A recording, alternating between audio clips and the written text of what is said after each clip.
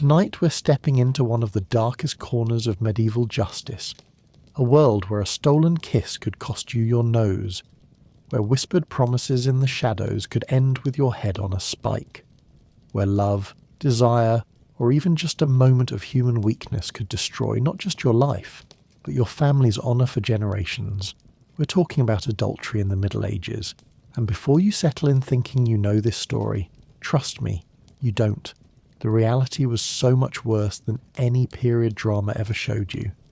So dim the lights, get comfortable, and let's walk through the blood-soaked streets of medieval sexual justice together. If you're into the brutal side of real history, hit subscribe so you don't miss the next descent into the past. Now, settle in and let the story begin. Picture this. It's the year 1285. You wake up in your cold stone chamber, and lying next to you is your spouse. Not your lover, not your soulmate, your business partner, because that's what marriage was in medieval Europe.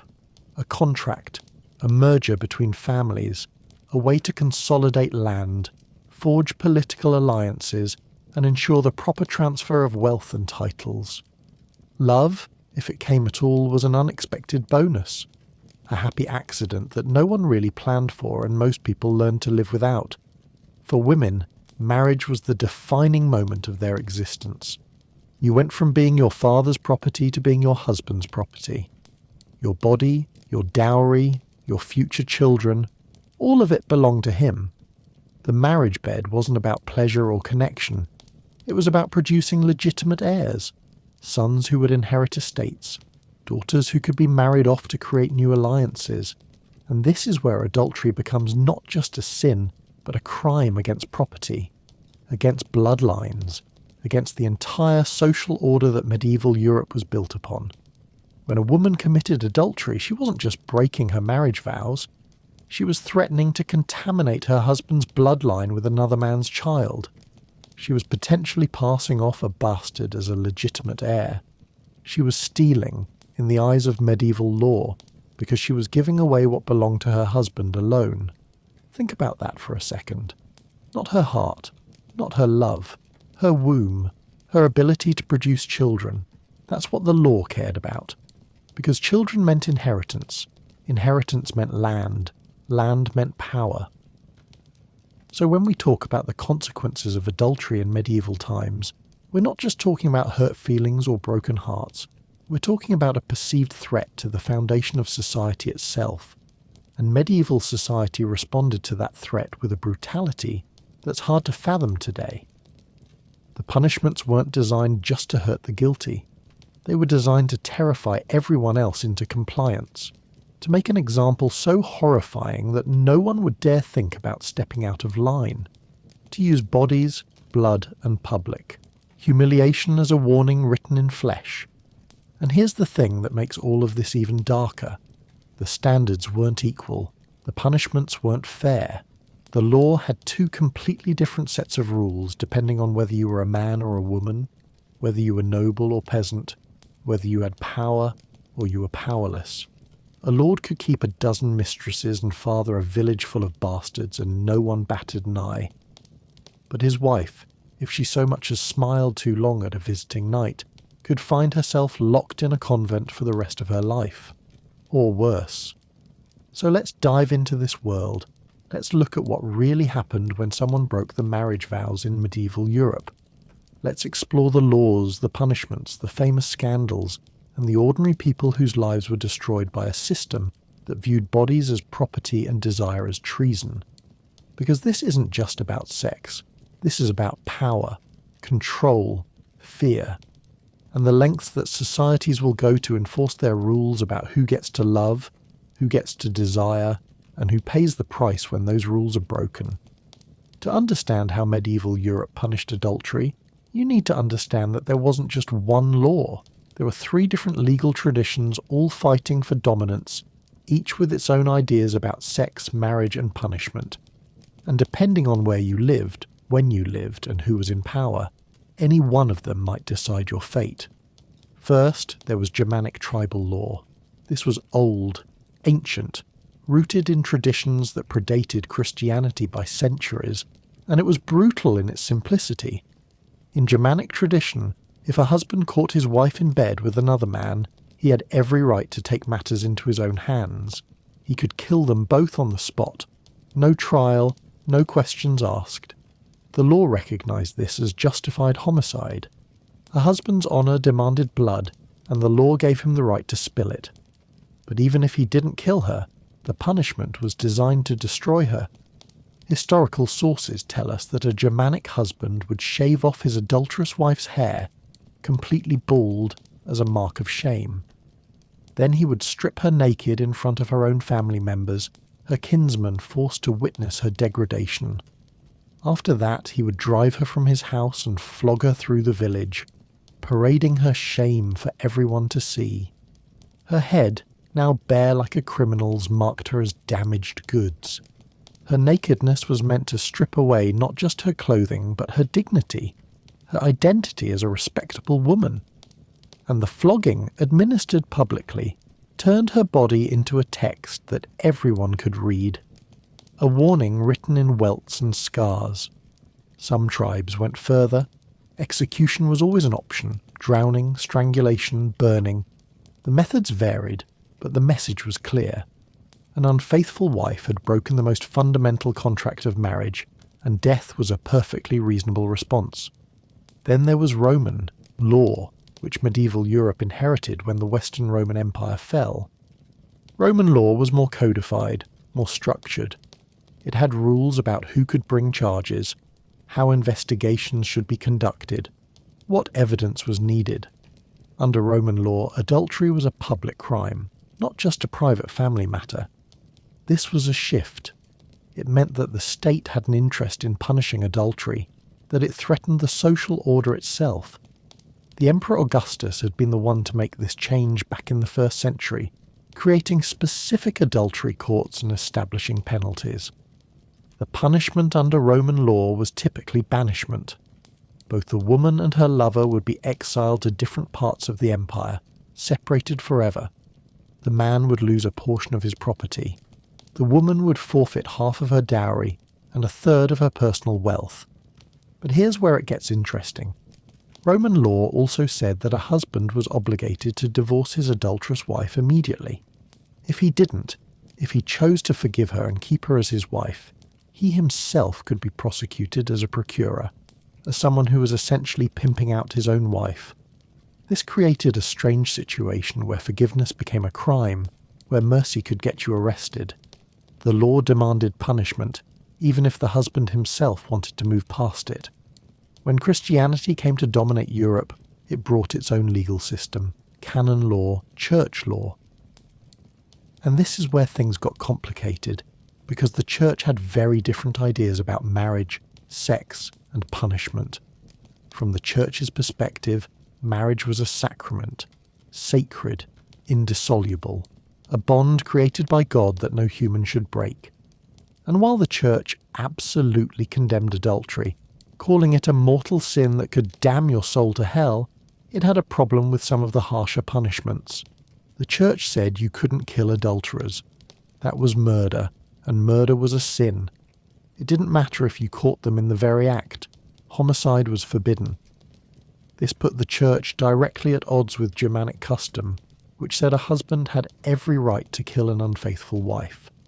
The church also said that divorce wasn't really an option. Marriage was for life.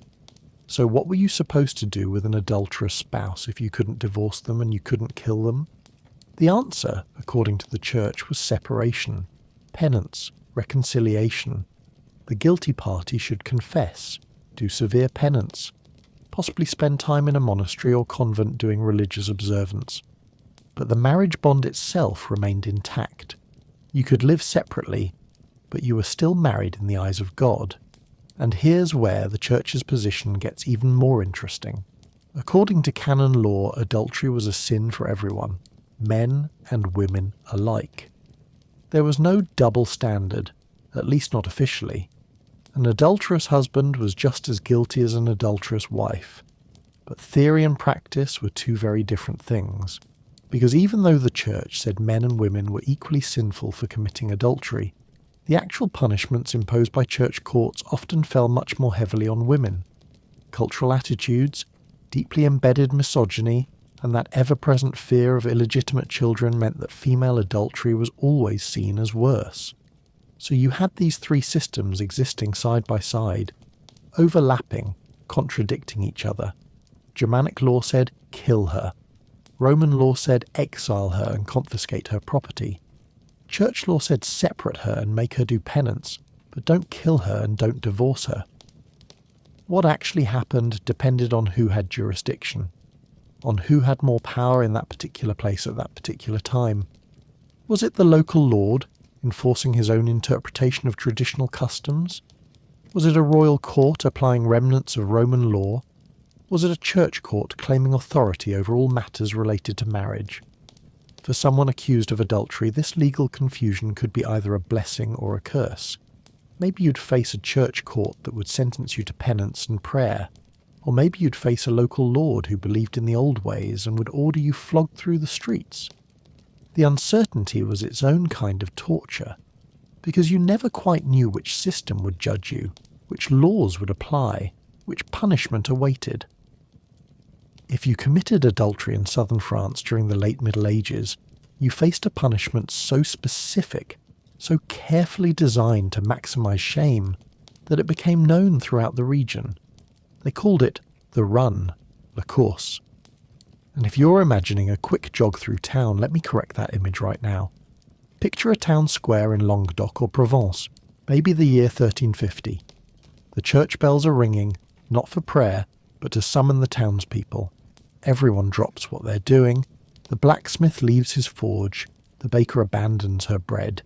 Children run ahead, excited for the spectacle, because a couple has been caught in adultery, and today is the day they run. The municipal authorities drag the guilty pair into the public square, the woman and her lover. And here's where it gets visceral. They're stripped, sometimes completely naked, sometimes left in just their undergarments, which in the 14th century means thin linen shifts that hide almost nothing. But the humiliation doesn't stop there. In some towns, they added a detail so degrading that it's almost hard to believe. The woman would be given a rope or a leash, and that rope would be attached to her lover's genitals. She would hold one end, he would have the other end tied around his most vulnerable parts. And then they would be forced to run through the streets of the town, the woman essentially leading her lover by a leash attached to his manhood. Can you imagine the pain? The physical agony of trying to run while tethered in such a way. The leather or rope chafing, cutting into skin with every step. But physical pain was only part of the point. The real punishment was the humiliation, the degradation, the public spectacle of it all. The route was carefully planned. They didn't just run through empty streets, they were paraded through the town's main thoroughfares, past the church, because their sin had been against God, through the market square, where everyone did business, down the street where they lived, where their neighbours could see, and at specific crossroads, the authorities would stop the procession. These intersections were chosen deliberately because they were the busiest spots, where the most people would gather, and there, at each crossroads, the townspeople were allowed to beat them.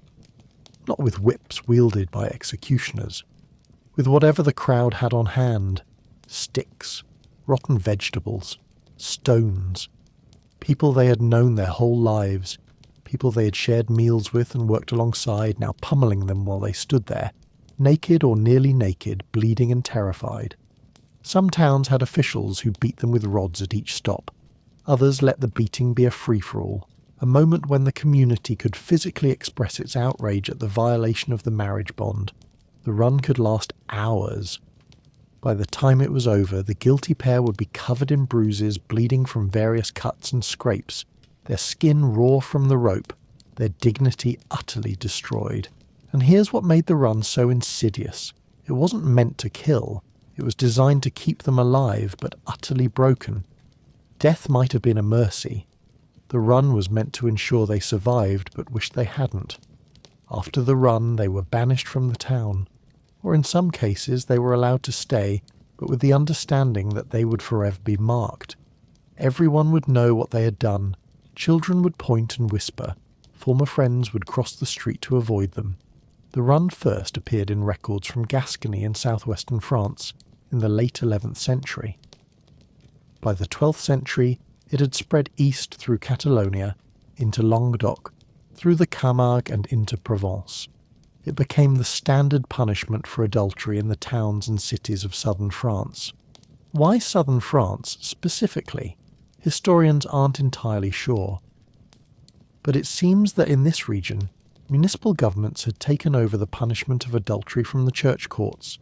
These were cities asserting their own authority, their own power to regulate morality and enforce social norms, and they chose this specific punishment because it worked on multiple levels.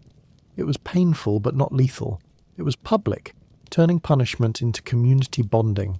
It reinforced gender roles and sexual morality. And it was memorable. People who witnessed a run would never forget it. It would be seared into their memory as a warning.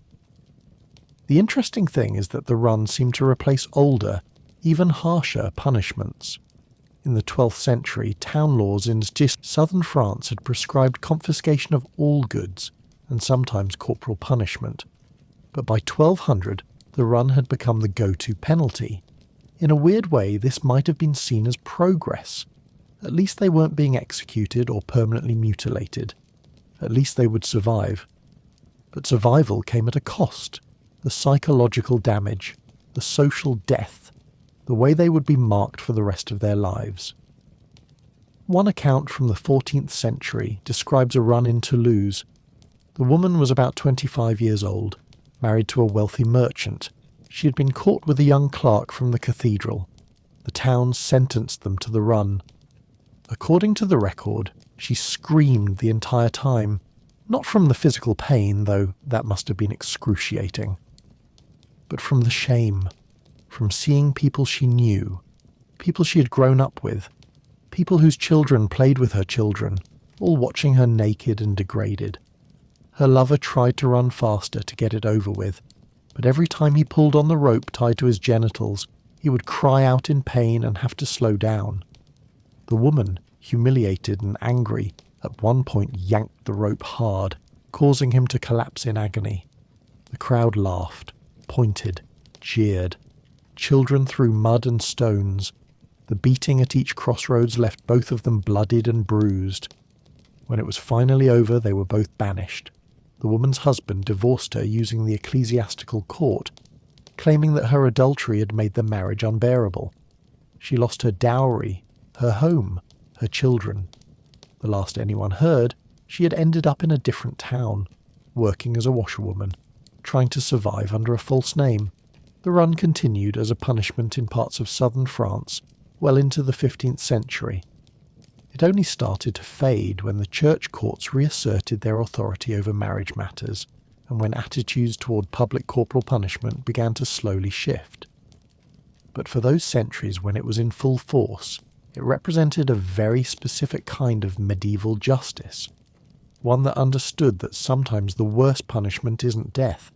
Sometimes it's being forced to live with the memory of your shame paraded through the streets for everyone to see. If you were a woman accused of adultery in medieval Europe, one of the first things they would take from you was your hair. Not some of it, all of it, shaved completely bald. And this wasn't just about changing your appearance. This was about identity, about marking you, about transforming you from a respectable woman into something society viewed as shameful and contaminated. In medieval culture, a woman's hair carried enormous significance. Long hair, usually worn covered in public by married women, represented femininity, respectability, virtue. It was one of the key markers of your status as an honourable wife. Prostitutes, in many regions, were required to wear their hair uncovered or to have distinctive hairstyles that marked their profession. When the authorities shaved an adulteress's head, they were stripping away one of the fundamental symbols of her womanhood. They were marking her body, changing her appearance in a way that everyone could see. You couldn't hide a shaved head. Even after the punishment was over, even after you'd endured whatever else they had planned for you, your bald scalp would tell everyone you met exactly what you'd done. It took months for hair to grow back, months during which you would be instantly recognisable as someone who had been punished for sexual transgression. Some women wore hoods or scarves to hide their bare heads, but that often just drew more attention, made people whisper and wonder what you were hiding. The act of shaving itself was often public. They would drag you to the town square, force you to kneel or sit on a stool, and then a barber or the executioner's assistant would take a razor to your head while a crowd watched. Some women wept, others sat in stony silence. Either way, you had no choice. Resisting would only make things worse, lead to harsher punishment. After the shaving often came the beating. Whipping was one of the most common punishments for adultery across medieval Europe. Sometimes it was done privately, in a jail or manor house. But usually, especially for adultery, it was public. The whip itself varied. Sometimes it was a simple leather strap. Sometimes it was a scourge, a multi-tailed whip designed to inflict maximum pain. In some regions they used birch rods, switches that would leave distinctive marks and welts. The number of lashes depended on the severity of the perceived offence and the whims of whoever was passing judgment. 20 lashes, 40. Some records mention 100 lashes, though whether anyone could survive that many without permanent damage is questionable. Women were usually stripped to the waist for whipping, bare-backed. This added another layer of humiliation because exposing the female body in public was itself a form of degradation.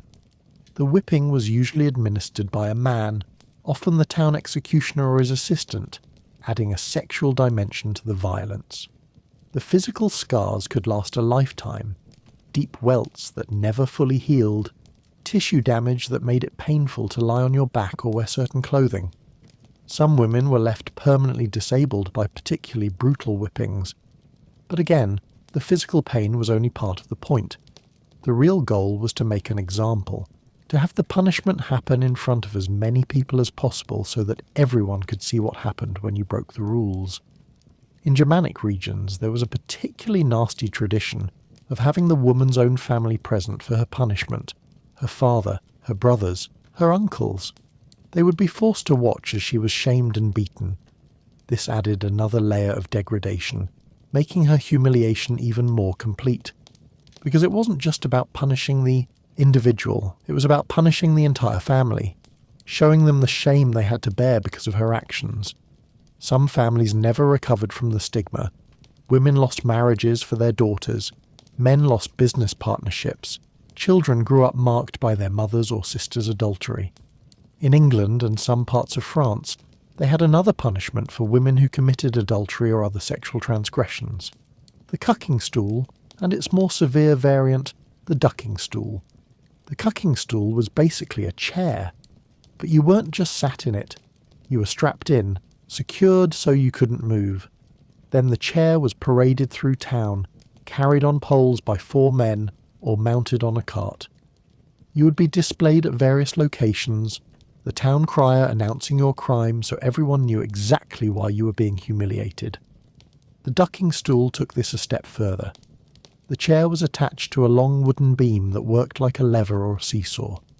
You would be strapped into the chair, and then the beam would be used to plunge you repeatedly into a river or pond.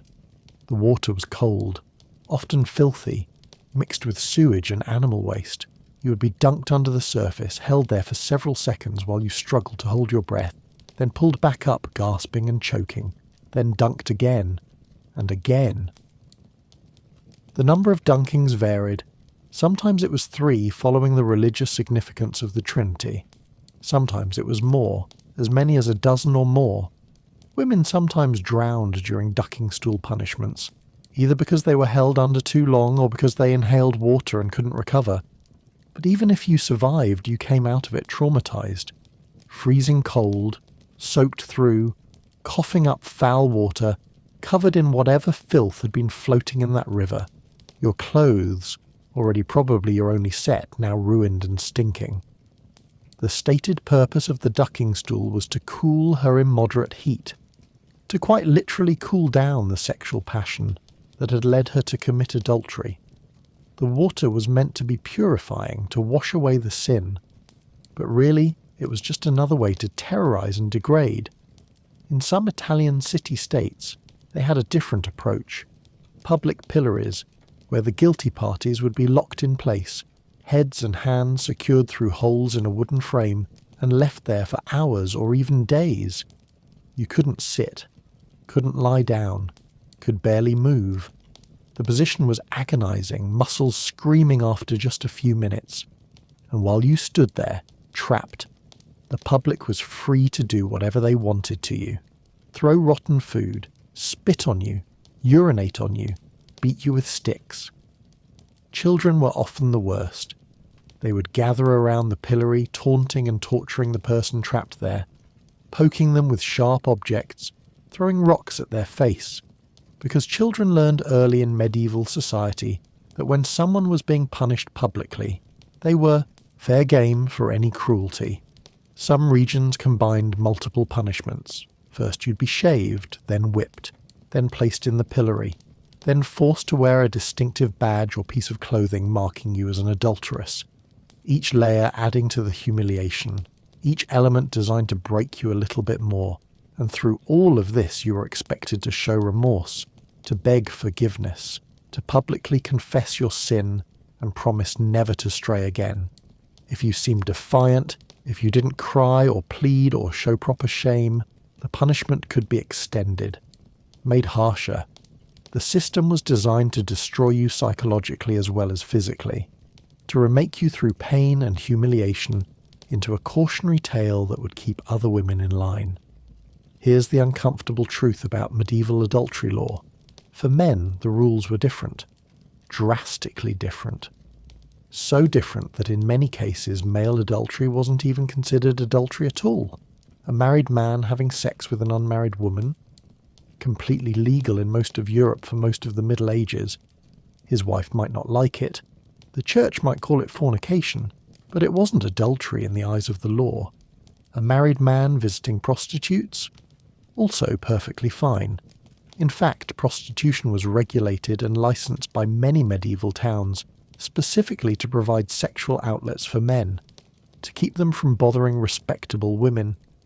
The logic was that men had uncontrollable sexual urges, and prostitutes served a necessary social function by satisfying those urges. Even when a man did commit what was legally considered adultery by having sex with another man's wife, the punishment was often minimal. A fine, maybe some public penance. Maybe he'd have to apologise and promise not to do it again. The double standard wasn't subtle. It was blatant, written into law, enforced by courts, accepted by society. Thomas Aquinas, one of the most influential medieval theologians, wrote extensively about why female adultery was worse than male adultery. His argument? Women committing adultery risked becoming pregnant with another man's child. That child could then inherit property that didn't rightfully belong to him. Male adultery didn't carry this risk. Never mind that male adultery could result in illegitimate children who would need to be cared for. Never mind that it violated the marriage vows just as much as female adultery. The important thing, according to Aquinas and the legal scholars who agreed with him, was the purity of the bloodline and the security of inheritance. This meant that a lord could father a dozen bastards with serving girls and peasant women, and it was just seen as part of being a powerful man, his virility, his prerogative. But his wife had to remain absolutely faithful, because any question about the paternity of her children threatened the entire system. But, and this is important, there were exceptions. Situations where men could and did face serious punishment for adultery. And those situations tell us a lot about how power and sex intersected in medieval society. If a man had sex with his lord's wife, that was petty treason. The medieval legal system had a concept called petty treason, which covered crimes against your immediate master or superior. Committing adultery with your lord's wife was seen as a betrayal similar to trying to murder him, because you were taking what belonged to him, violating his property, undermining his authority. The punishment for petty treason was death, brutal death.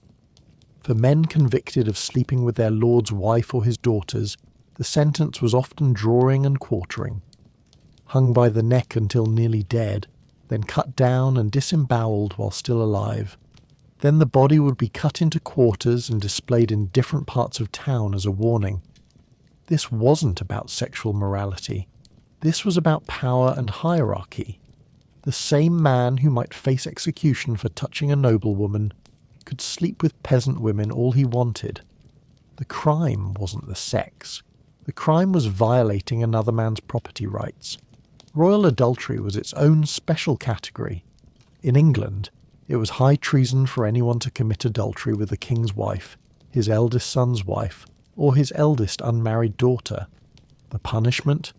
Death, specifically execution by hanging, drawing and quartering for men. The famous case of Anne Boleyn shows how this could be weaponized. When Henry VIII wanted to get rid of Anne, he had 5 men arrested and charged with committing adultery with her. 4 were executed. The charges were almost certainly false, invented to justify getting rid of a queen who hadn't produced a male heir. But the law was there, ready to be used. Catherine Howard, another of Henry's wives, also faced adultery charges. In her case, there may have been more truth to the accusations. She'd allegedly had relationships before her marriage to the king, and possibly during it. She was beheaded. Her alleged lovers were executed. The severity of these punishments for royal adultery wasn't about morality. It was about succession, about making absolutely certain that the heir to the throne was actually the king's child. Any doubt about paternity could spark civil wars, contested claims, decades of bloodshed. For non-royal men, there was another situation where they faced serious consequences. If the cuckolded husband came from a powerful family, if he had friends in high places, if he had the political clout to demand real justice, in those cases the adulterous lover might face execution or severe corporal punishment.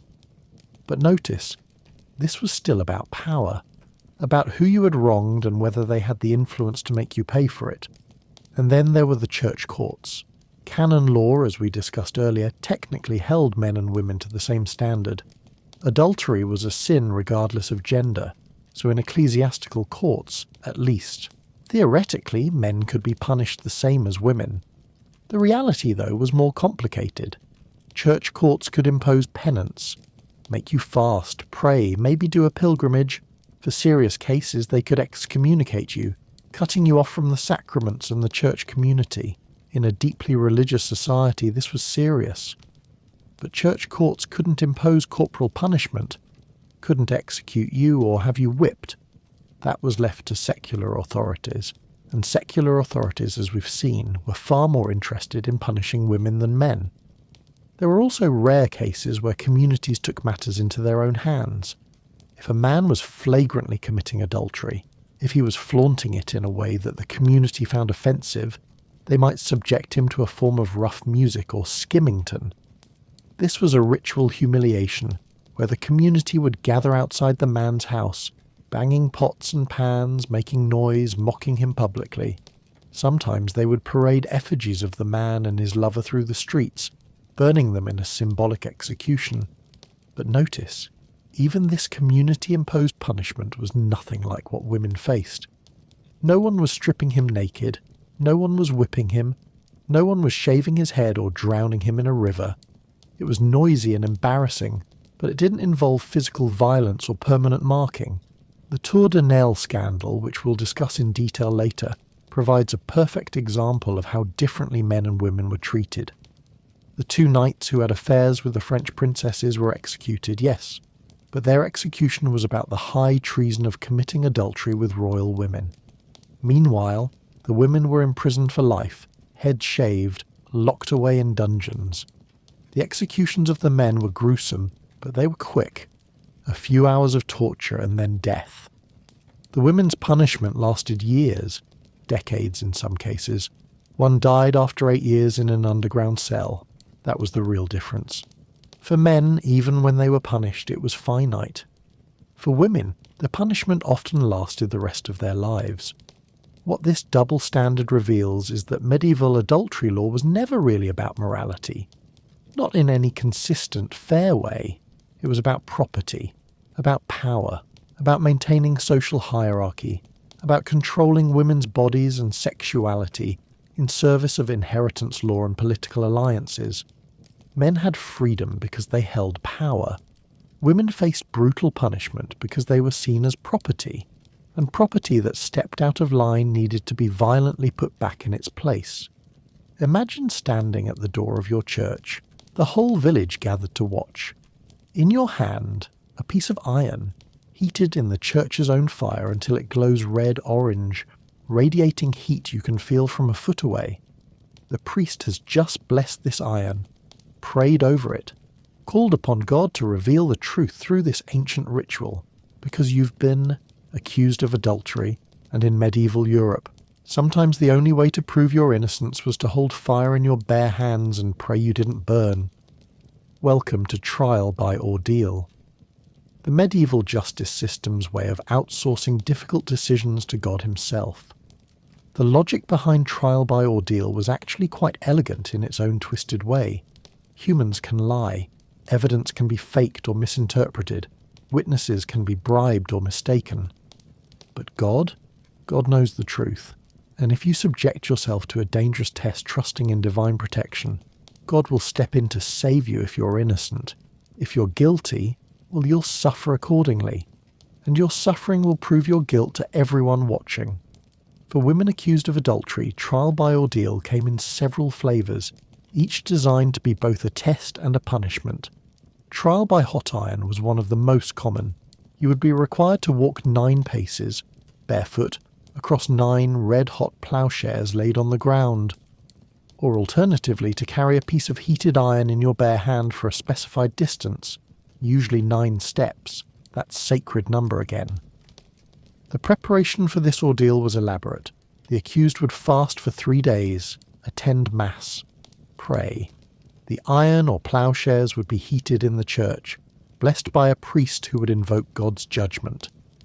Everything was designed to make it clear that this was a sacred ritual, not mere torture. When the moment came, when you had to actually grasp that burning metal or walk across those scalding ploughshares, the pain must have been unimaginable. 3rd-degree burns forming instantly, skin searing, sticking to the metal, the smell of your own flesh burning. If you dropped the iron before completing the 9 steps, you were guilty. If you cried out too much or fell, guilty. You had to maintain composure, complete the test, and then your burned hand would be bandaged. 3 days later, the bandages would be removed in front of witnesses, usually in the church. The priest would examine your wound. If it was healing cleanly, without infection, you were innocent. God had protected you. If the wound was festering, infected, full of pus, you were guilty. There's a cruel irony here. In an age without antibiotics or proper wound care, infections were common. The odds were strongly against you, even if you somehow survived the initial test, even if you had the pain tolerance of a saint, an infection could doom you. Some historians have argued that the ordeal system might have actually worked as a kind of medieval polygraph. If you were truly innocent and believed God would protect you, you might have been calm enough to prevent the stress-induced sweating and anxiety that could worsen a burn. If you were guilty and terrified, your psychological state might have made your physical reaction worse. But let's be honest, mostly it was just torture disguised as divine revelation. Trial by water offered another option, though it was more commonly used to test accused witches than adulterers. The accused would be tied up, usually with their right thumb bound to their left toe and left thumb to right toe, in a painful, contorted position. Then they'd be thrown into a body of water that had been blessed by a priest. If you sank, you were innocent. The holy water had accepted you. They'd pull you out with a rope before you drowned. Probably. If they acted quickly enough, if you floated, you were guilty. The water had rejected you, refused to receive your sinful body, and then you'd be punished for your crime. This put women in an impossible position. Most people, when thrown into water while tied up, will float, at least briefly. Basic physics. The trapped air in your clothing, the panic-induced gulping of air before submersion, your body's natural buoyancy. So trial by water was essentially rigged. Unless you managed to exhale all your air, force yourself to sink immediately despite your body's survival instincts, and then hope the people with the rope actually pulled you up before you drowned, you were going to float. And floating meant guilt. There's a famous story about Emma of Normandy, mother of King Edward the Confessor of England. She was accused of adultery with the Bishop of Winchester, a charge that was almost certainly political rather than factual. According to the legend, Emma underwent trial by ordeal to prove her innocence. She walked barefoot over 9 red-hot ploughshares without being burned at all. Her feet remained uninjured, proving that God had protected her because she was innocent. Historians debate whether this actually happened or whether it's a later legend created to bolster Emma's reputation. But the story tells us something important. Trial by ordeal was used even against the most powerful women. Even a queen mother could be forced to prove her innocence by subjecting herself to fire. Another famous case involved a German queen named Uta in the year 899. She was accused of adultery and had to find 82 knights willing to swear to her chastity. This was a different form of ordeal, trial by compurgation, where you proved your innocence by gathering enough oath-takers. 82 knights. Can you imagine the political manoeuvring required to assemble that many men willing to stake their own reputation, and potentially their souls on swearing that she was innocent? Each man would have to publicly declare that he believed in her virtue, and if it turned out she was guilty, they could all be punished for perjury.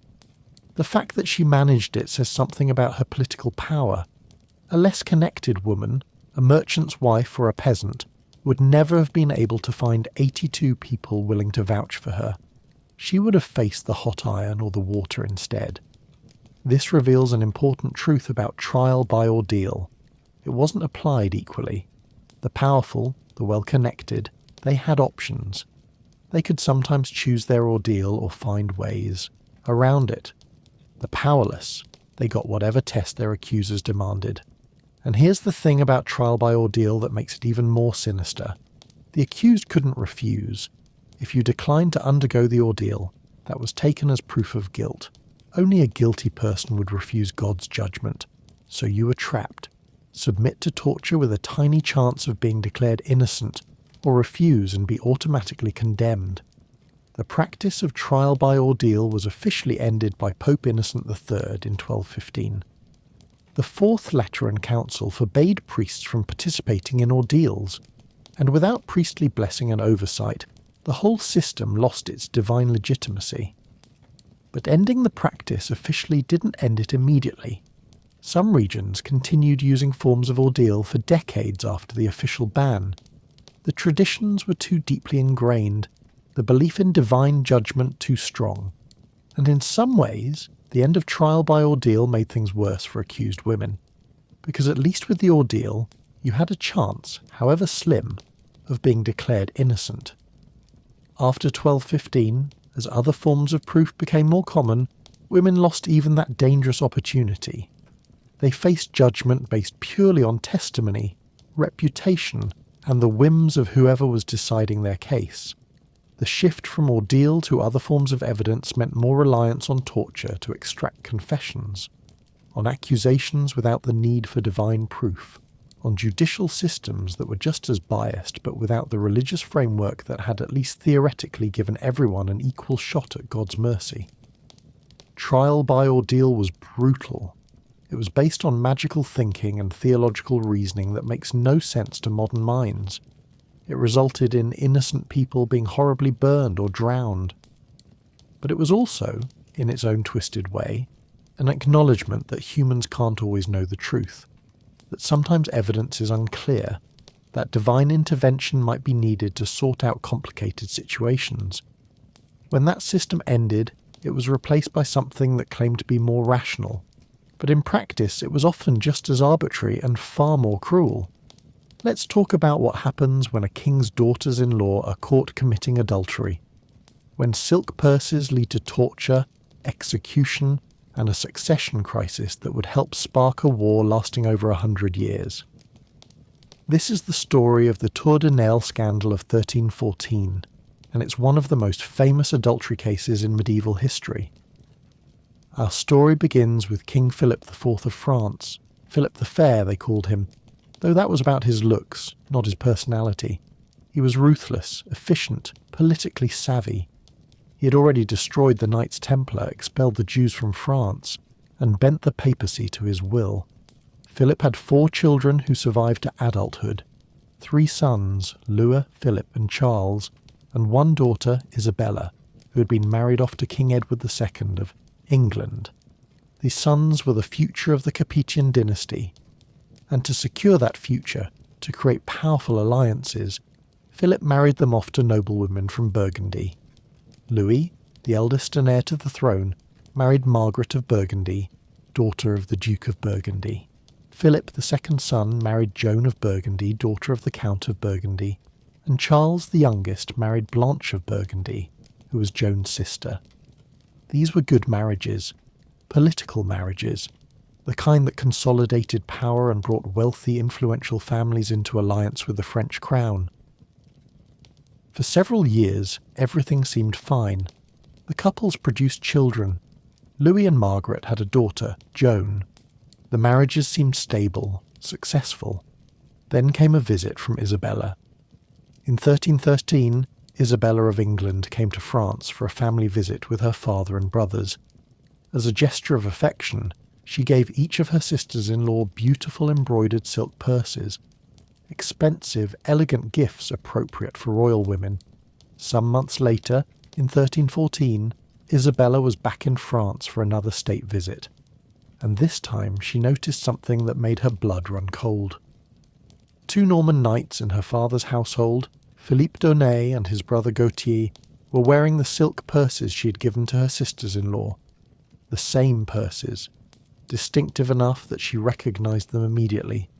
Now, in medieval culture, when a woman gave a gift like that to a knight, it often signified special favour. It was the kind of thing a lady might give to her champion, or to someone she was romantically interested in. Seeing these knights wearing her sisters-in-law's gifts was damning. Isabella was no fool. She had grown up in the political snake pit of medieval courts.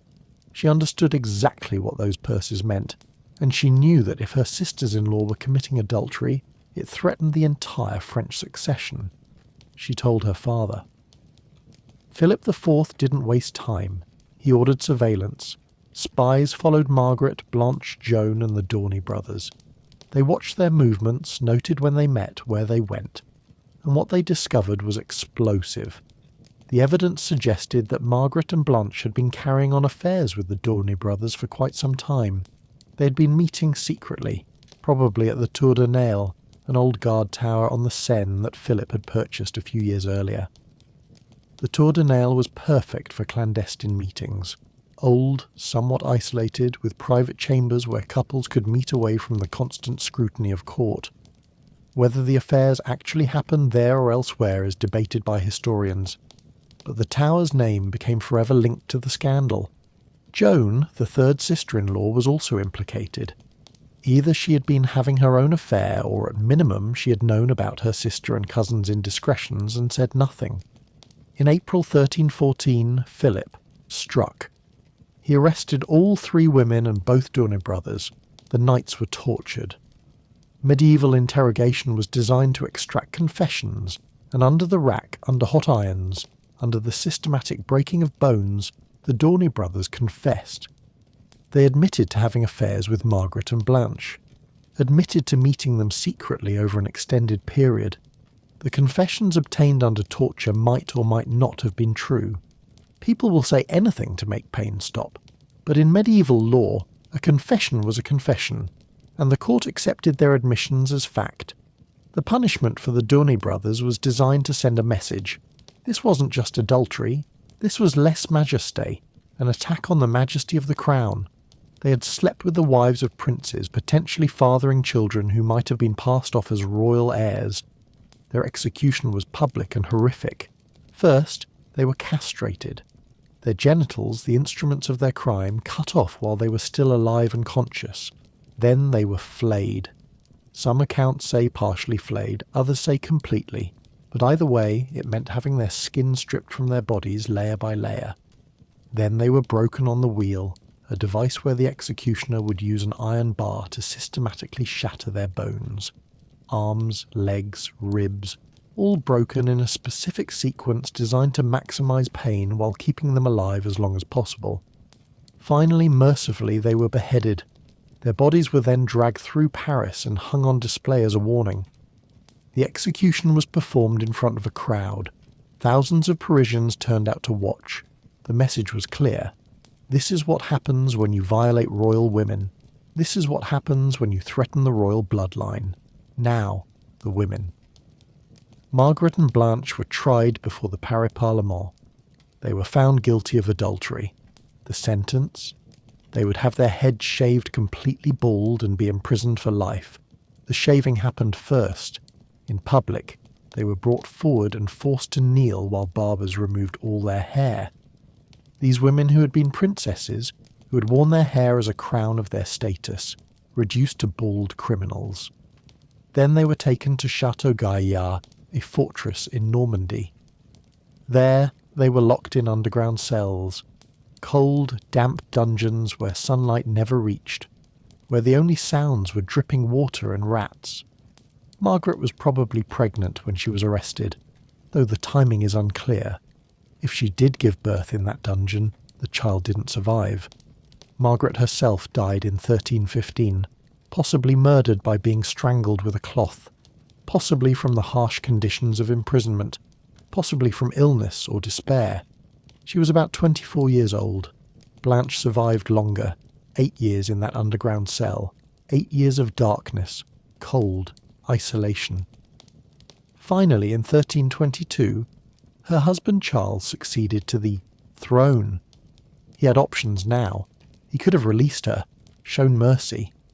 Instead, he had her transferred to a convent, Maubuisson Abbey, where she lived out the rest of her life in forced religious seclusion. She died there in 1326, still in her early 30s, having spent the last 12 years of her life locked away. Joan, the third sister-in-law, fared better. She was tried, but her husband Philip stood by her. He publicly defended her innocence, arguing that at most she had known about the affairs but hadn't participated herself. With Philip's influence, she was acquitted of adultery charges, but she still spent a year under house arrest at Château d'Ourdon. A year of uncertainty, of not knowing if her husband's support would be enough, if the king would accept the verdict. Eventually she was allowed to return to court. When Philip became king in 1317, she became queen. She lived until 1330, outliving her husband and dying in relative comfort and honour. But here's where the story gets even more significant. The Tour de Nesle scandal didn't just destroy the lives of the people directly involved, it set off a succession crisis that would reshape European history. Louis X became king when Philip IV died in 1314, but Louis's marriage to Margaret the adulteress had produced only one child, a daughter named Joan. And now her legitimacy was in serious question. Was she really Louis's daughter, or was she the child of Gauthier d'Aulnay? Louis himself died in 1316, just 2 years into his reign. His second wife was pregnant. If she bore a son, the succession was secure. She did bear a son, but the baby, John I, lived only 5 days. Now what? The only potential heir was Joan, the daughter of questionable paternity. Philip, Louis's younger brother, invoked an ancient Frankish law called Salic law, which held that women couldn't inherit the throne. He used this to push little Joan aside and claim the crown for himself, becoming Philip V. But Philip didn't have any sons either. When he died in 1322, the crown passed to the youngest brother, Charles IV, the same Charles who had kept his wife Blanche locked up. Charles also failed to produce a male heir. When he died in 1328, the direct male line of the Capetian dynasty was extinct. The crown passed to a cousin, Philip of Valois, founding a new dynasty, but there was another claimant. Isabella of England, Philip IV's daughter, the same Isabella who had started the whole scandal by noticing the silk purses. She argued that her son, Edward III of England, had a legitimate claim to the French throne through her. The French, citing Salic law again, said no. A woman couldn't inherit, and she couldn't pass inheritance to her son. Edward disagreed, violently, and in 1337 he invaded France, starting what we now call the 100 Years' War. A conflict that would devastate France, reshape European politics, and last, with interruptions, until 1453. And of this stemming in part from a scandal about adultery, from silk purses and secret meetings, from the need to ensure the legitimacy of royal heirs. The Tour de Nesle scandal is a perfect example of why medieval society treated adultery, especially among the nobility, with such brutal seriousness. It wasn't just about sex, it was about power, succession, the stability of kingdoms. One affair, one moment of passion or romance or simple human connection, and it could topple dynasties, start wars, rewrite history.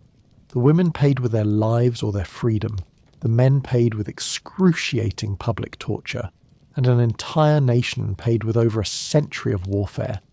That's what was at stake when medieval people talked about the consequences of adultery. Let's say you survived your punishment. They didn't execute you. They didn't lock you away in a dungeon for life.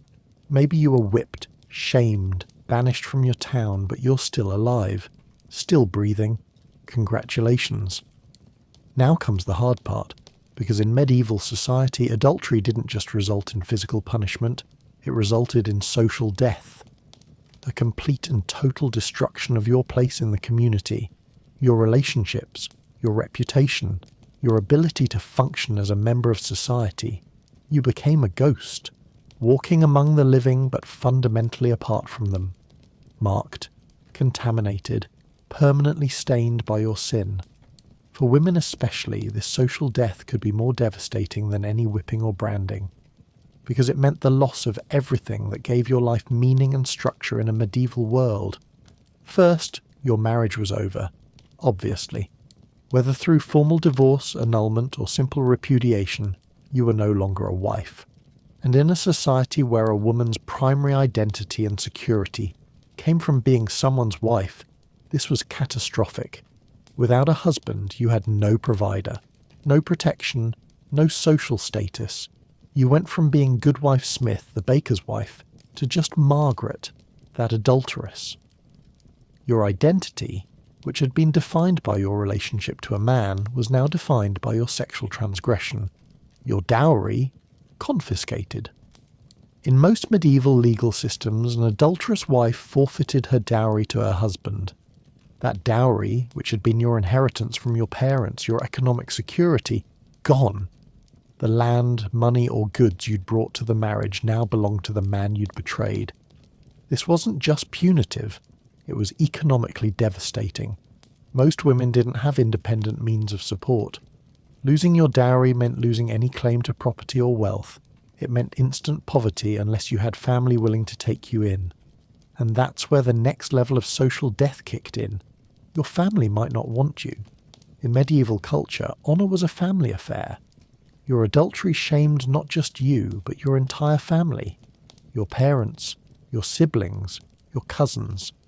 Everyone connected to you by blood carried the stain of your actions. Your father might have difficulty arranging marriages for your sisters, because who would want to ally their family with people whose daughter was an adulteress? Your brothers might face mockery, their masculinity questioned because they failed to keep their female relative in line. Some families stood by their disgraced members, took them in, supported them, helped them rebuild. But many didn't. Many families cut off the offending woman completely, refusing to acknowledge her existence. Because keeping her around meant continuing to bear the shame. If you had children, the situation got even worse. In most cases, your children stayed with your husband. They were his property legally. As an adulteress, you had no claim to them. Imagine that. Imagine having your children taken from you, being told you'll never see them again, that they'll grow up thinking of you, if they think of you at all, as the wicked mother who betrayed their father and brought shame on the family. Some children were told their mother had died, given a false story to explain her absence. Better to be thought a grieving orphan than the child of an adulteress. The church offered another level of punishment, excommunication. To be excommunicated meant being cut off from the sacraments. You couldn't take communion, couldn't receive absolution for your sins through confession, couldn't be married in a church. When you died, you couldn't be buried in consecrated ground. In a deeply religious society, excommunication was terrifying. It meant your soul was in mortal danger, that you might spend eternity in hell because you were denied the church's grace and intercession. But excommunication also had practical social consequences. Other Christians were supposed to shun you, not do business with you, not eat with you. In some regions, excommunication meant you became legally dead. You couldn't own property, couldn't testify in court, couldn't enter into contracts. The punishment could be lifted, but only through a process of penance that could take years. Fasting, prayer, public acts of contrition. Even then, the priest had to agree you were sufficiently repentant. And even if your excommunication was lifted, everyone still remembered. The stain never fully washed away. Employment became nearly impossible for a woman marked as an adulteress.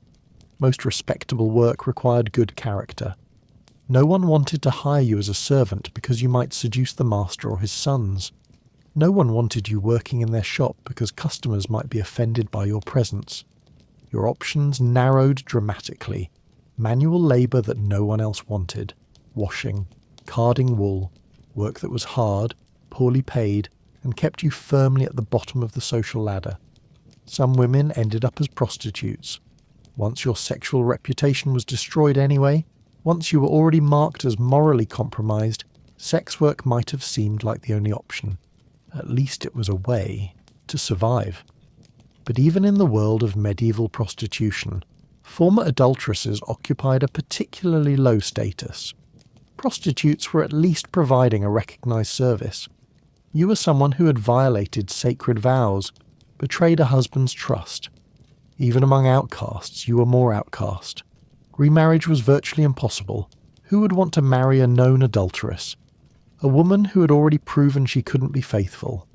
Canon law technically allowed you to remarry if your husband divorced you, but finding anyone willing was another matter. And if you did somehow find someone desperate enough or kind enough to marry you, you'd be doing it without a dowry, without family support, without any of the social and economic resources that made marriage viable. Your new husband would be taking on damaged goods, and everyone would know it. The social isolation was crushing.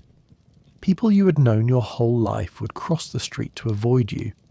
Former friends would pretend not to see you.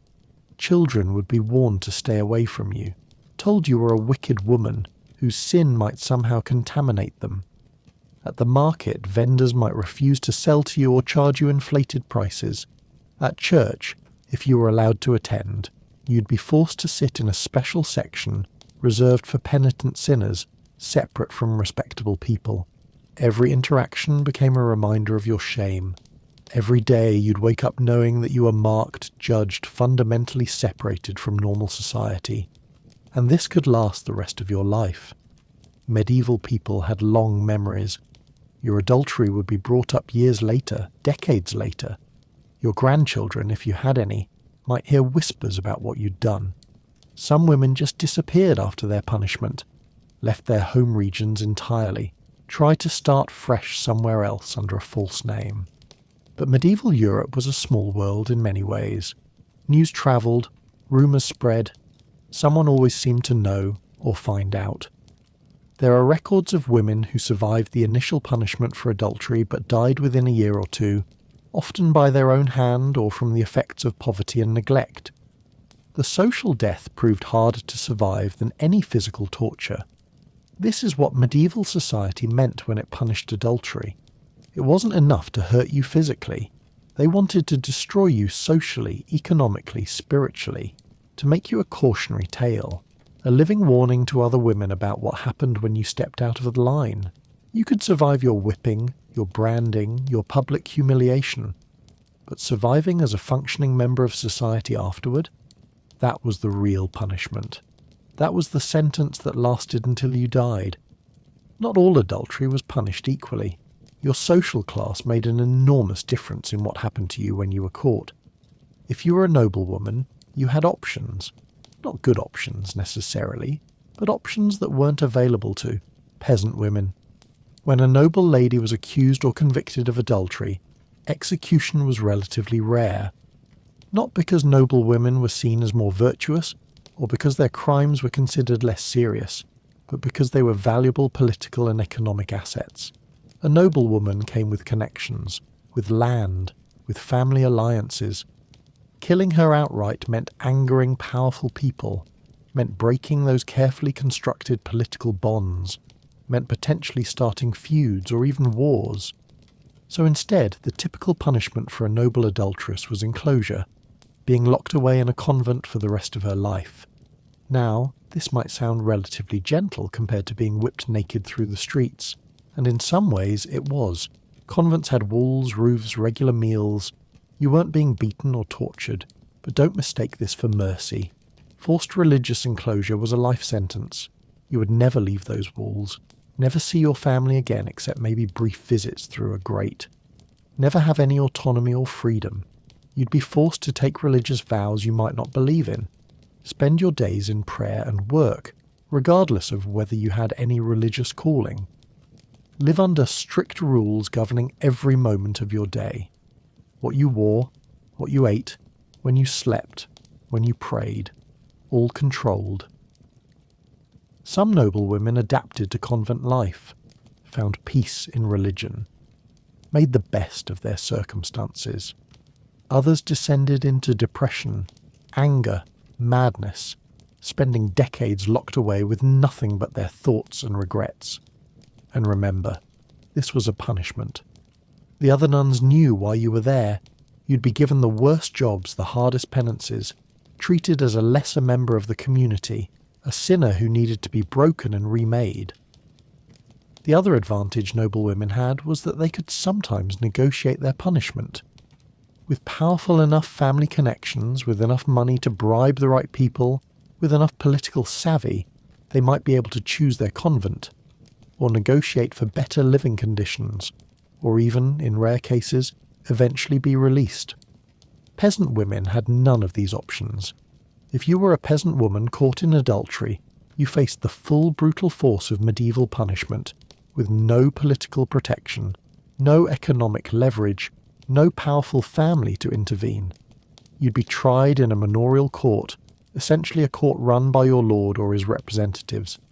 These courts didn't have the same legal protections or appeals processes as higher courts. The lord's word was law, and because you were essentially the lord's property, a labourer on his land, he had every incentive to make an example of you, to show other peasants what happened to people who stepped out of line. So you'd get the worst punishments, the public whippings, the head shaving, the parading through streets, the ducking stool, all the physical, humiliating punishments that nobles could usually avoid. There was also a financial aspect. Manorial courts could impose fines for adultery. These fines, called legawite, were paid to the lord as compensation for your sin. The logic was that your adultery offended the moral order of the manor, and the lord deserved payment for having to deal with your transgression. For a peasant family living on the edge of subsistence, these fines could be devastating. A few shillings might not sound like much, but it could be the difference between eating and starving that winter. And here's the cruelest part. If you couldn't pay the fine, you'd be sentenced to more corporal punishment, more whipping, more time in the stocks. Your punishment would continue until your family scraped together the money, or the lord decided you'd suffered enough. Men faced legawite fines too, but they were often lower, and a man had ways to earn money that weren't available to women. He could do extra labour, hire himself out, find ways to pay the fine. A woman's options were far more limited, especially if her husband had thrown her out, especially if her family had disowned her. How was she supposed to raise money for a fine? The result was that peasant women often suffered longer, harsher punishments than anyone else. They faced the physical violence, the social ostracism, the economic devastation, all with no resources to cushion the blow. There's a documented case from 14th century England. A peasant woman named Agnes was caught with a man who wasn't her husband. She was tried in her lord's manorial court, found guilty, sentenced to be whipped publicly, and fined 4 shillings. 4 shillings was roughly what her family might earn in a month. There was no way to pay it.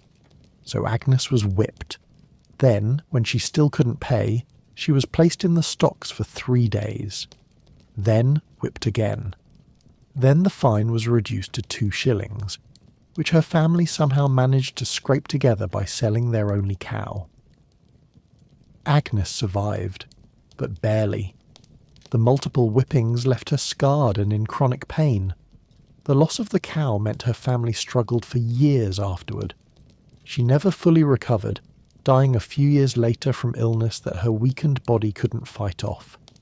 That was the reality for peasant women. Punishment that broke you physically, economically, and spiritually. But class differences extended beyond just noble versus peasant. The urban middle class, merchants and skilled craftspeople, occupied a strange middle ground. A merchant's wife caught in adultery would be punished more severely than a noblewoman, but might avoid the absolute worst of peasant punishments.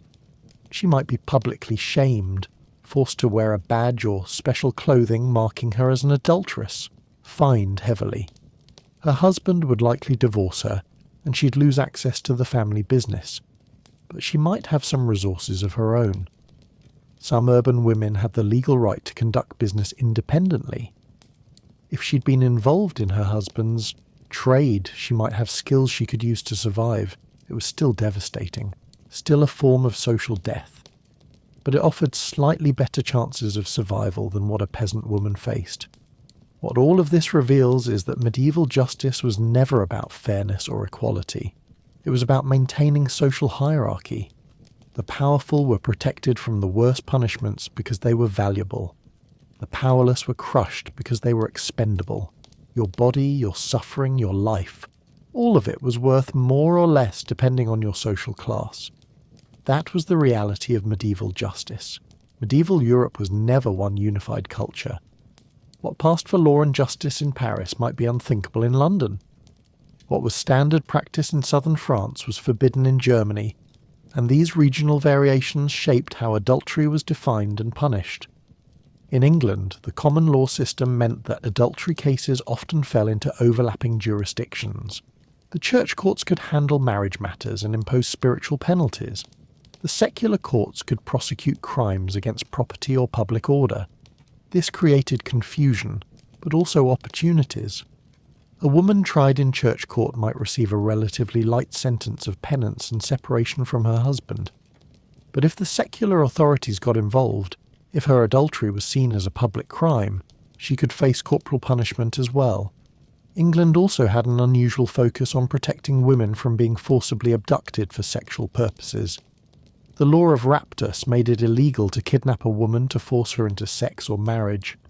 But this same law was sometimes used against women who willingly eloped with lovers, with the courts arguing that any woman who left her husband must have been deceived or forced. The punishment in England tended toward public humiliation rather than extreme physical violence.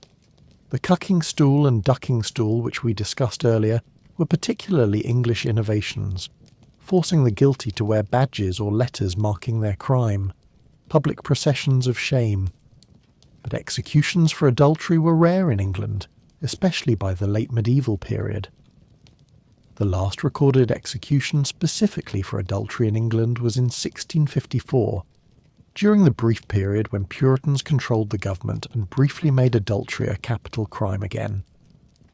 France, as we've seen with the Tour de Nesle scandal and the run punishment, took a more varied approach depending on region. Northern France, particularly areas under strong royal control, tended to follow a mix of Roman law and ecclesiastical law. Adultery was serious but rarely resulted in execution unless it involved high nobility or posed a political threat. Southern France, with the run as the signature punishment, treated adultery as a municipal matter. Town governments took the lead in prosecuting and punishing, creating local variations in how severe the punishment might be. In Provence, the run might include additional elements. Sometimes the guilty pair would have symbols of their shame painted on their bodies. Sometimes they would be forced to carry candles or wear signs describing their sin. German territories were fragmented politically, which meant a patchwork of different legal traditions. Some regions followed old Germanic tribal law strictly, allowing husbands to kill adulterous wives with impunity. Others had adopted more Romanized legal codes that required trials and specific punishments. In some German cities, there was a practice of publicly displaying the instruments of punishment as a warning. A cucking stool permanently set up in the market square, a whipping post where people could see the dried bloodstains from previous punishments. The visual reminder was constant. Everyone walking through town would see these instruments and remember what happened to people who broke the rules. Italy, broken into dozens of city-states, had perhaps the most variation of anywhere in Europe. Each city had its own statutes, its own customs, its own approach to sexual crimes. In Florence, there was less focus on adultery specifically, and more concern about general sexual disorder.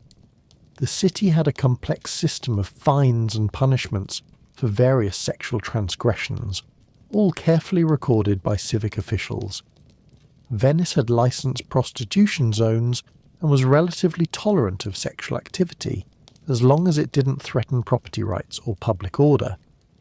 But adultery by upper-class women was taken very seriously because of the inheritance implications. Genoa took a harsh stance, with provisions for mutilation and execution for both parties caught in adultery. Milan varied depending on which family was in power and what their particular moral concerns were at the time. Spain and Portugal had influences from both Christian and Islamic law. The Iberian Peninsula had been partially under Muslim control for centuries, and Islamic legal concepts had filtered into Christian practice. Spanish law codes often specified different punishments for adultery depending on whether a woman had committed it with an instrument or not, a distinction that seems bizarre today but reflected concerns about penetrative sex versus other forms of sexual activity.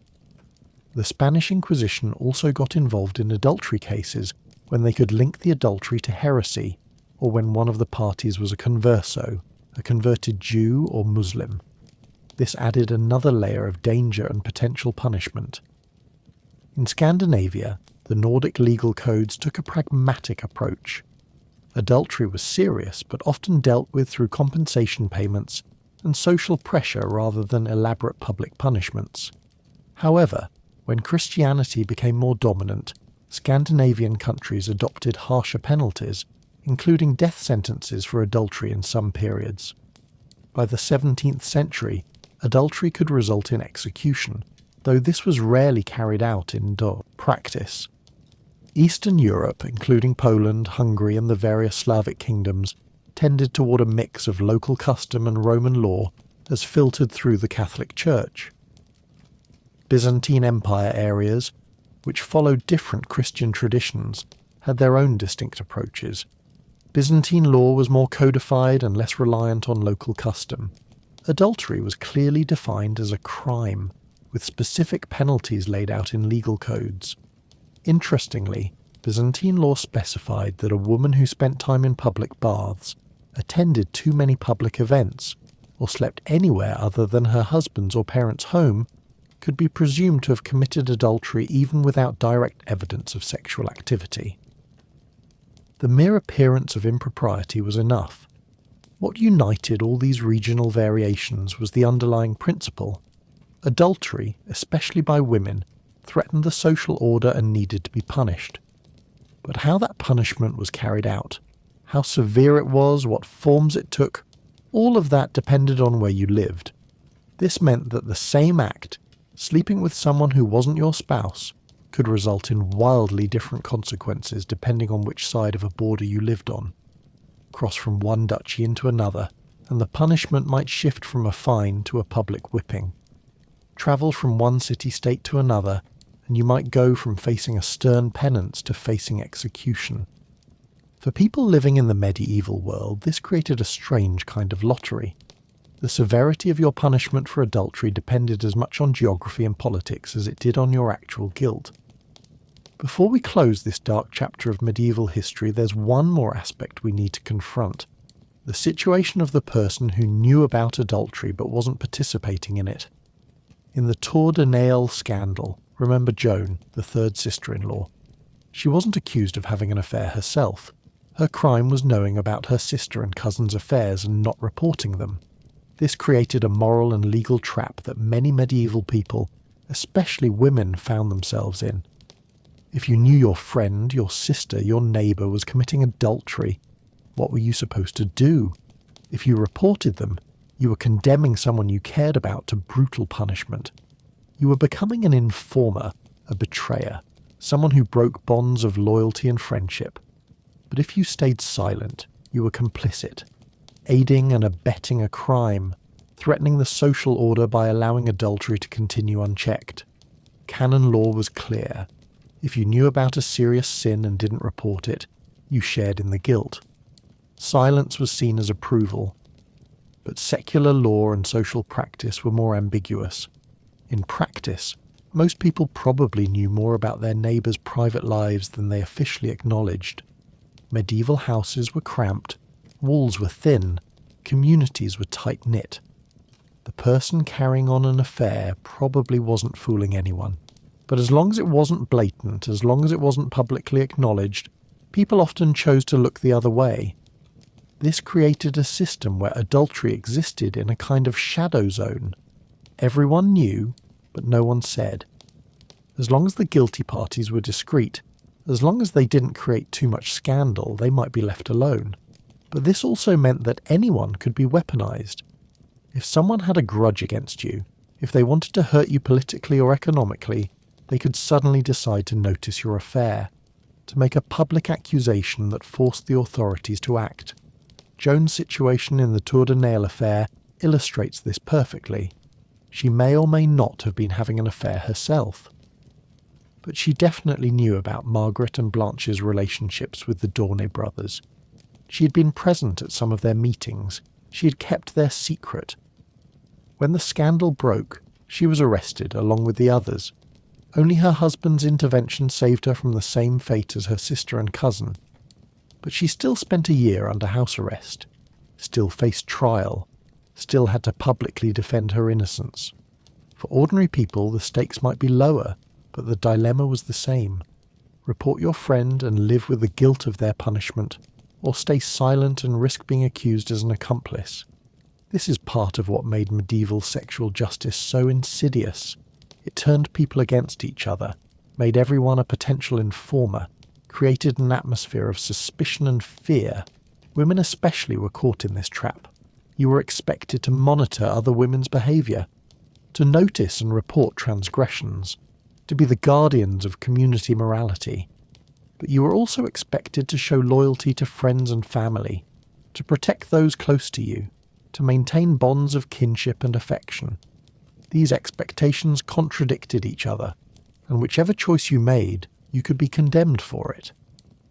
There's a documented case from 15th century France, where a woman named Marie was accused of helping her sister conduct an affair. Marie hadn't participated in any sexual activity herself. She had simply allowed her sister and the sister's lover to meet in her home. The court found Marie guilty of facilitating adultery. Her punishment was lighter than her sister's. She was fined and made to do public penance. But she was still punished for simply not turning her sister in. This extended the reach of adultery law beyond just the people directly involved. It made everyone responsible for everyone else's sexual behaviour. It turned the entire community into enforcers and watchdogs, and it created profound moral questions that medieval people struggled with. How much loyalty did you owe to a friend versus to the law? Where did your obligation to your family end and your obligation to social order begin? These weren't abstract questions. They had real consequences. People faced real choices with real costs either way. The medieval system offered no good answers, just impossible choices and the certain knowledge that whatever you decided, someone would judge you for it. Let's talk about what came after, for those who survived their punishment and somehow managed to keep living. Children of adultery faced a lifetime of stigma. If the affair became public knowledge, if there was any question about paternity, the child would be marked as a bastard even if they were actually legitimate. Bastards in medieval law had limited inheritance rights. They couldn't inherit titles. In many regions, they couldn't inherit property unless specifically named in a will, and even then, their claims could be challenged. They couldn't enter certain professions. The church officially barred bastards from becoming priests, though this was sometimes waived. Guilds often had rules against accepting the illegitimate as apprentices. Socially, bastards occupied an uncomfortable space. Not quite outcasts, but not fully respectable either. Their marriage prospects were limited. No one from a good family wanted to marry someone whose bloodline was questionable. For children born during their mother's marriage but suspected of being the result of adultery, the situation was even worse. They had the legal status of legitimate children, but everyone whispered, everyone wondered. Every time they looked a little different from their supposed father, it would be remarked upon. These children grew up knowing they were talked about. Knowing their legitimacy was questioned, it shaped their entire lives, this shadow of doubt that they had done nothing to deserve. For the adults who survived, who managed to rebuild some kind of life after punishment, the mark never fully faded. Women who had been publicly punished for adultery found it nearly impossible to remarry, but some did, usually to men who were desperate themselves, widowers who needed someone to care for children and didn't have better options, old men looking for someone to tend to them in their final years, sometimes foreigners who didn't know the woman's history. These marriages were almost never happy. They were transactions born of desperation. The woman needed protection and support. The man needed labour and services. Love didn't enter into it. Men who had been punished for adultery had better prospects for recovery. The double standard that had made their crime less serious in the first place also made it easier for them to move on. A man might pay his fine, do his penance, and within a few years be relatively integrated back into society.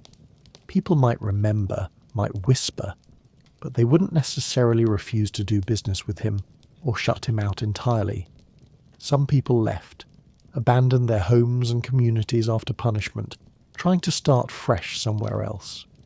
Medieval Europe had a fairly mobile population of migrants, pilgrims, traders. Someone could disappear into that flow of humanity and resurface in a new town with a new story. But even then, the past had a way of catching up. Someone from your old town might pass through. A trader might recognize you. Letters might circulate. The medieval world was smaller than we sometimes think. News travelled. Stories spread. Running from your past was possible but never guaranteed to work. There are records of people who survived punishment for adultery and actually thrived afterward. Not many, but some, usually men. Usually people who had resources or skills or connections that let them rebuild. One documented case from 14th century Italy involves a merchant who was caught with another man's wife. He was fined heavily, publicly shamed, and banned from the city for 2 years. He used those 2 years in exile to travel to the Eastern Mediterranean to establish new trading connections to make money. When he returned, he paid his fine, did his penance, and within a decade had rebuilt his fortune. He remarried, had children, lived to old age. His first punishment became almost a footnote in his biography, a scandal from his youth that people remembered but that didn't define his entire life. But stories like that were rare. Most people who were punished for adultery never recovered. They lived out their remaining years in poverty, isolation, and shame.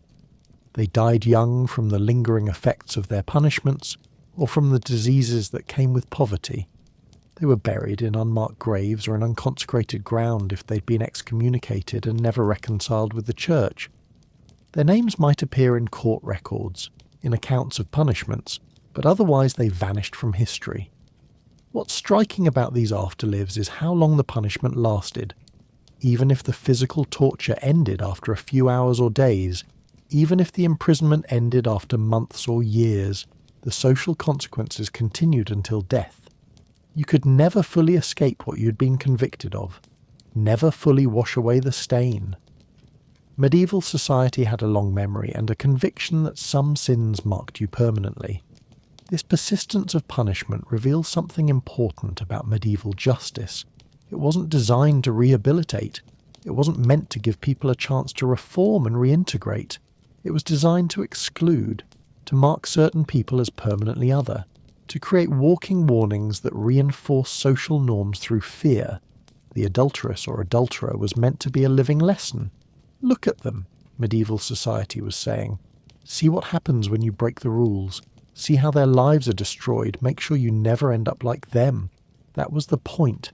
Not justice in any sense we'd recognize today.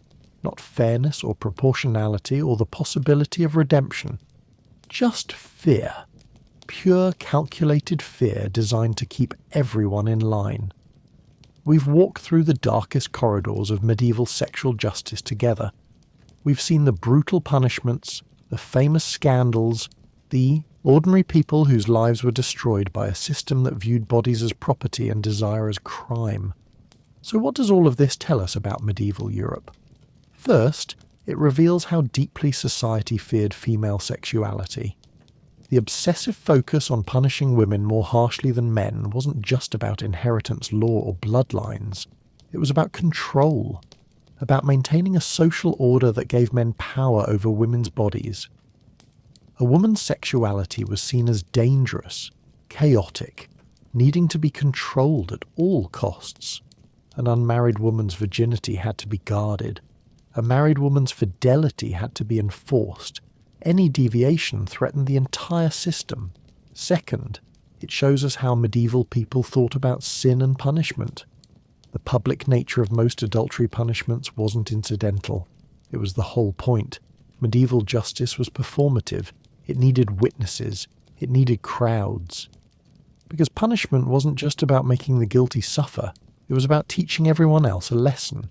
Every person forced to watch an execution. Every child who saw someone being whipped in the town square. Every neighbour who witnessed a woman being dragged naked through the streets. They were all being taught. This is what happens when you break the rules. This could be you. Third, these punishments reveal the fundamental inequality of medieval society. Not just between men and women, but between classes, between the powerful and powerless. Justice was never blind. It always had eyes wide open, looking at who you were, who your family was, how much money you had, what connections you could leverage. The same crime that might get a noblewoman a comfortable retirement in a well-endowed convent would get a peasant woman beaten to death. That's not justice. That's power enforcing itself. Fourth, we see how religion, law, and politics were all tangled together. The church said one thing, secular authorities said another, local customs said a third. And people caught in the middle just had to hope the version of justice they got wasn't the worst one available. The confusion of overlapping legal systems meant that medieval justice was arbitrary. Two people committing the same crime in the same year might face completely different punishments, depending on which court claimed jurisdiction. This reveals a society that talked a lot about moral absolutes, but in practice was willing to bend rules, depending on political expediency and power dynamics. But perhaps most importantly, these stories of adultery and punishment reveal the human cost of a system built on fear and control. Every brutal punishment we've discussed happened to a real person.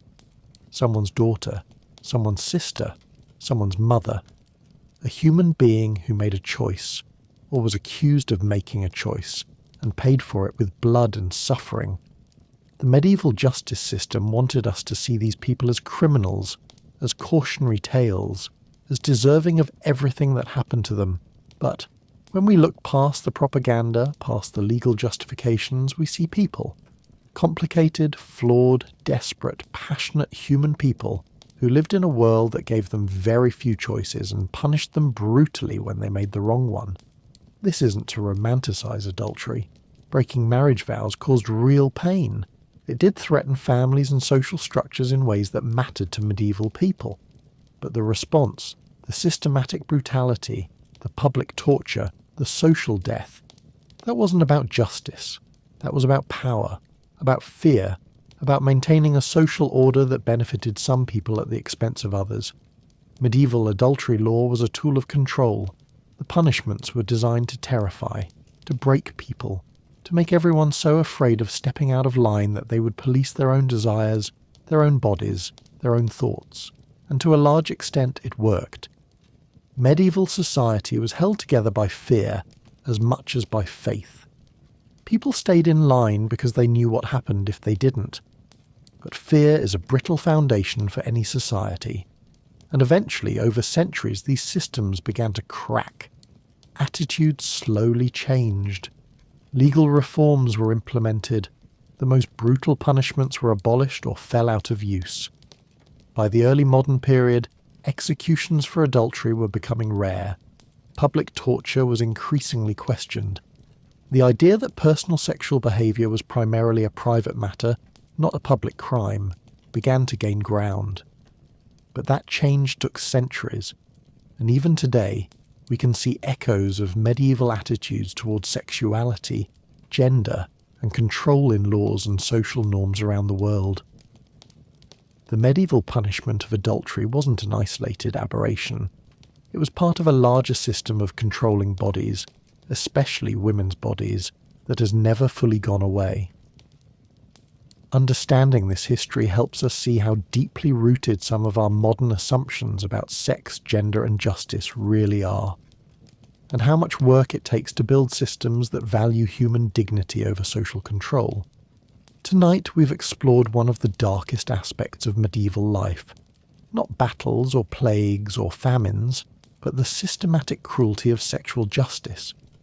We've seen women stripped naked and paraded through streets, their heads shaved, their bodies whipped until they bled. We've seen men executed in the most brutal ways imaginable for the crime of touching women who belong to other men. We've walked through famous scandals that toppled dynasties and sparked wars. We've sat with ordinary people whose lives were destroyed by a system that showed no mercy and offered no second chances. It's easy to look at this history and feel superior, to think we've moved beyond such barbarism, and in many ways we have. We don't execute people for adultery. We don't torture them publicly. We've developed more nuanced, more humane approaches to dealing with broken relationships and violated vows. But the impulse behind medieval adultery law, the desire to control sexuality, to enforce moral codes through fear and punishment, to treat bodies as property rather than as belonging to the people inhabiting them, that impulse hasn't disappeared. It still surfaces in laws that restrict sexual freedom, in cultures that practice honour killing, in communities that shun and shame people for their sexual choices, in systems that treat women's bodies as public property subject to regulation and control. Medieval Europe made its attitudes brutally explicit. The whips, the brands, the public spectacles, they were all open acknowledgements of what the society believed, that sex was dangerous, that desire needed to be controlled, that the price of freedom was suffering. We've learned to hide these attitudes better, to wrap them in different language, but the underlying belief system, the idea that society has the right to punish people for their private sexual choices, that lingers. So as we close this chapter on medieval adultery, let's remember not just the historical facts, but the lesson underneath them. Any time a society decides it has the right to control people's bodies, to punish desire, to make private choices into public crimes, it's walking down a road that leads to cruelty, to suffering, to the systematic destruction of human dignity. The medieval world took that road all the way to its brutal conclusion.